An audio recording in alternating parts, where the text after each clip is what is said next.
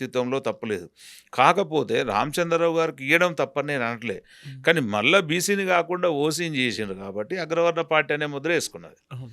రెండవది ఇలా రామచంద్రరావు గారు రాష్ట్ర అధ్యక్షుడు అయినాక బీజేపీ పార్టీలో చాలా లుకలుకలు స్టార్ట్ అయినాయి. ఎందుకు స్టార్ట్ అయినాయి? అరే ఈయన ఉంటే బాగుంటుండే, ఆయన ఉంటే బాగుంటుండే, ఒక బీసీని చేస్తే బాగుంటుండని. ఇవాళ బీసీగా 10 సంవత్సరాలు క్రియాశీలక సభ్యత్వం చేసిన వాళ్ళు బీజేపీలో బోలెడు మంది ఉన్నారు. కానీ హ్మ్. వాళ్ళందరినీ కాదనుకున్నారు, రామచంద్రరావు గారికి ఇచ్చేసారు. దీంట్లో ఇప్పుడు ముఖ్య విషయం ఏంటంటే, నేను రాష్ట్ర అధ్యక్ష పదవికి పోటీ చేస్తా అని 2014లో బీజేపీలోకి వచ్చినటువంటి రాజాసింగ్. రాజాసింగ్ గారు ముందుకొచ్చారు. ఫస్ట్ ఆఫ్ ఆల్ రాజాసింగ్ ఎట్లా ప్రెసిడెంట్ అవుతాడు? హ్మ్. అవును. పార్టీ పునర్నిర్మాణం ఉన్నప్పుడు లేడు. ప్రాంతీయ